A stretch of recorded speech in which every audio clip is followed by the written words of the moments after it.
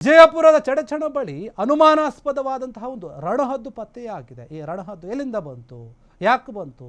ಒಂದು ಗುಪ್ತಚರ ರಣಹದ್ದು ಅಂತ ಹೇಳುತ್ತಾ ಇದ್ದಾರೆ. ರಣಹದ್ದಿಗೆ GPS ಅನ್ನು ಅಳವಡಿಸಿದ್ದಾರೆ, ಕೆಲ ಕಿಡಿಗೇಡಿಗಳು ಅಳವಡಿಸಿ ಬಿಟ್ಟಿದ್ದಾರೆ ಅಂತ ಹೇಳಲಾಗ್ತಾ ಇದೆ. ಹಾಗಾದ್ರೆ ಯಾರು ಬಿಟ್ಟವರು ಯಾರು? ಶತ್ರು ರಾಷ್ಟ್ರದಿಂದ ಬಂತ ಈ ಒಂದು ರಣಹದ್ದು ಎನ್ನುವಂತಹ ಪ್ರಶ್ನೆ ಮೂಡ್ತಾ ಇದೆ. ವಿಜಯಪುರ ಜಿಲ್ಲೆ ಚಡಚಣ ಬಳಿ ಗೂಢಾಚಾರಿಯ ಒಂದು ರಣಹದ್ದು ಪತ್ತೆಯಾಗಿದೆ. ಎಲ್ಲಿಂದ ಬಂತು ಅನ್ನೋದೇ ಪ್ರಶ್ನೆ. ಈಗ GPS ಅನ್ನು ಅಳವಡಿಸಿದ್ದಾರೆ ಈ ಒಂದು ರಣಹದ್ದಿಗೆ. ನೋಡಿ ಹೌಹಾರಿದ್ದಾರೆ ಜನ, ಎಲ್ಲಿಂದ ಬಂತು ಅಂತ ಹೇಳಿ.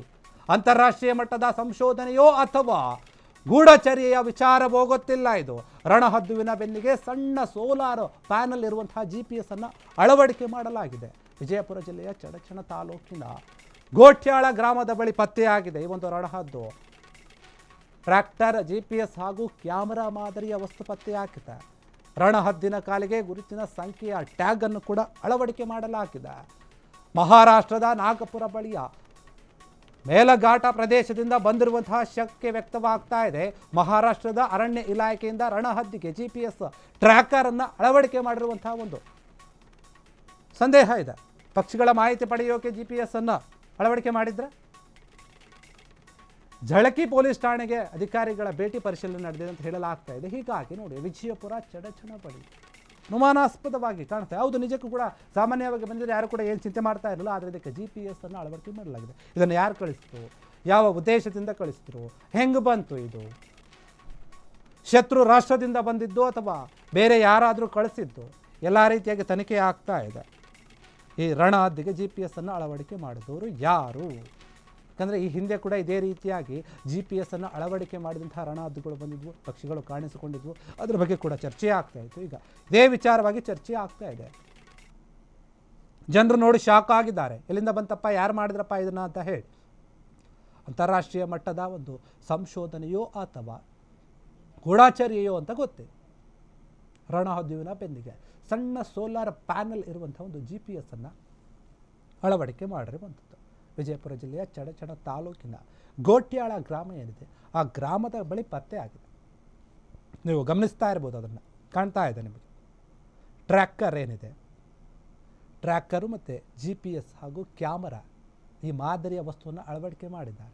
ನೋಡಿ ಹೆಂಗಿದೆ ಅದು ಅಂತ ಹೇಳಿ ನೀವು ಕಾಣಿಸ್ತಾ ಇರ್ಬೋದು. ಅದು ಪೊಲೀಸ್ ಹಿಡ್ಕೊಂಡಿದ್ದಾರೆ. ಈ ರಣಹದ್ದಿನ ಕಾಲಿಗೆ ಒಂದು ಗುರುತಿನ ಚೀಟಿ ಅಥವಾ ಸಂಖ್ಯೆ ಇದೆ, ಒಂದು ನಂಬರನ್ನು ಹಾಕಿದ್ದಾರೆ.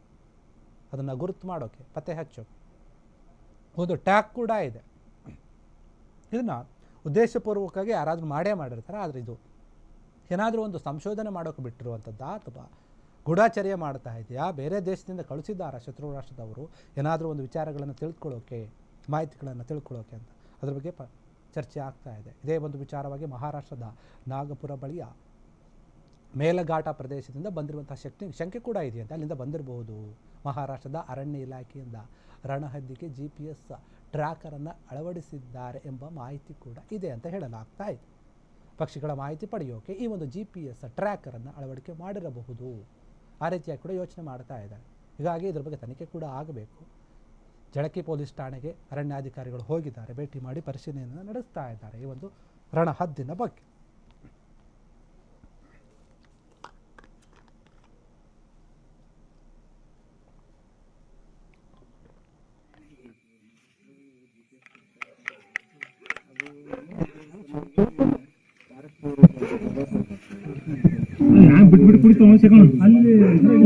ನಿನ್ನೆ ಗೊತ್ತಾಗಿಲ್ಲ ನಮ್ಗ. ನಿನ್ನೆ ಯಾರು ನಿನ್ನೆ ವ್ಯವಸ್ಥೆ ಮಾಡಿ ಹತ್ತು ಕೊಡ್ತಿದ್ದೆ. ಇದಕ್ಕ ನಿನ್ನೆ ಇಲ್ಲೇ ಉಳಿದದ ನೋಡಿದೇವ್ ನಾವು. ಮತ್ತೆ ನೋಡೇ ಇಲ್ರಿ ಅಂದು ಇದು ಈ ಕಡೆ ಹೆಂಗ್ ಬಂದ ಇದು ಪಾರ್ಗೊಳಿಗೆ ನಾವು ಇದೇ ಮಾತಾಡ್ಕೊತೇನೆ.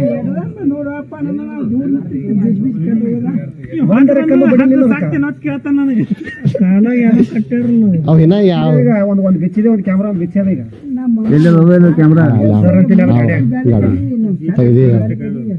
ಅದ್ರ ಮೇಲೆ ನೋಡಿ ಮಹಾರಾಷ್ಟ್ರ ಗೌರ್ಮೆಂಟ್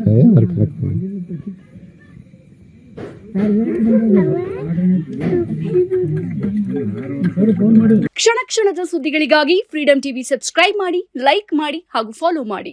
ಹೊಸ ಸುದ್ದಿಗಳ ನೋಟಿಫಿಕೇಶನ್ಗಾಗಿ ಬೆಲ್ ಐಕಾನ್ ಮೇಲೆ ಕ್ಲಿಕ್ ಮಾಡಿ.